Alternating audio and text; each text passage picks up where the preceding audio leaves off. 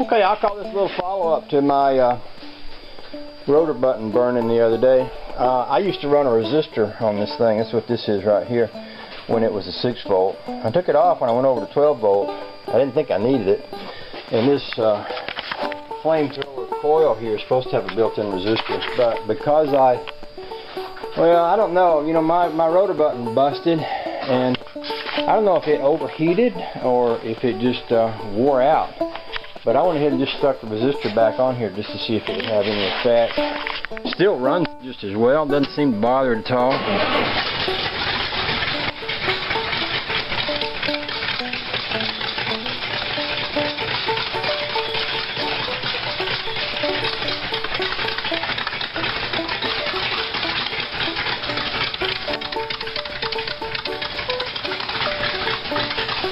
So I'm just gonna run that on there for a while. I've got I got all the parts from the parts store the other day, except the part I needed the most, which was the rotor button. But I went online and ordered one this morning. Apparently the parts store didn't carry the rotor button for this thing anymore.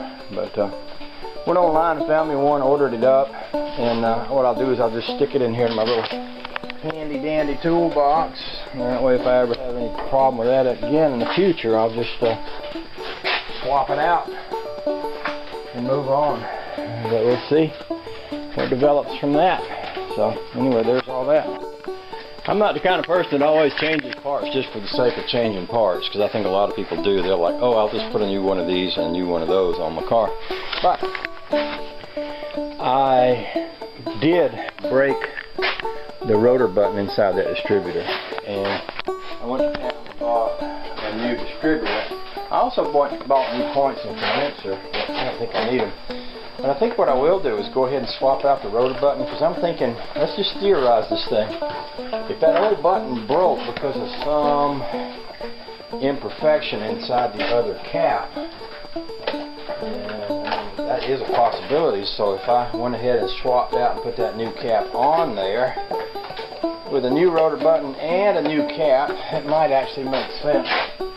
It's not actually changing parts just for the sake of changing parts. It's more like changing parts just in case there's some problem with that cap. So I'll sit y'all here, and I'll whoop that off and swap it out right quick. Let you watch. Worst thing about swapping a distributor cap on most cars is it's hard to get to. Luckily on this car that is not an issue. But the other thing you have to always do is make sure you get all the wires in the right place, and that's going to be your biggest difficulty that you're ever going to run into when you swap out a distributor cap. Because if the wires aren't in the right place, then it ain't going to run till they are. What I do is start from this point. This is there's a little notch right here that fits down in a little notch that's in the side of the distributor, and this new one will have a notch too. Let's see, where's my notch?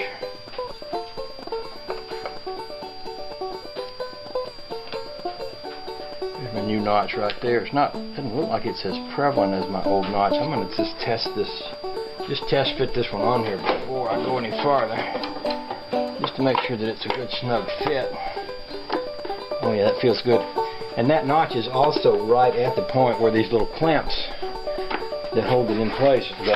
The way these things work is there's a little clamp right here. Put that in the notch, you press that clamp. Get it right on there. Press that clamp. It goes right in place.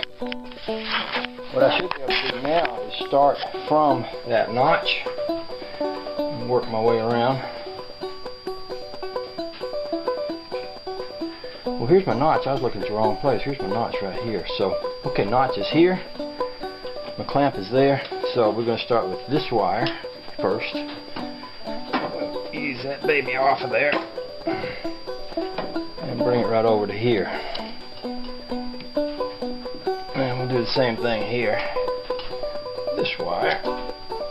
I'll pull these kind of carefully. I don't want to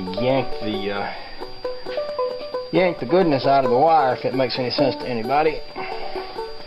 And we're going in a this-wardly direction, one wire at a time. I'll hush up talking and y'all can just watch.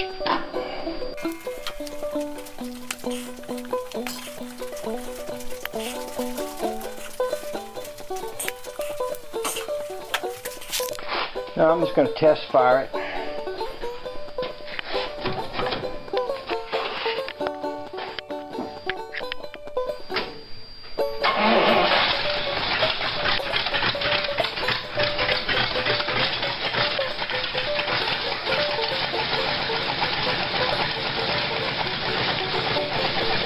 Give her a second to warm up.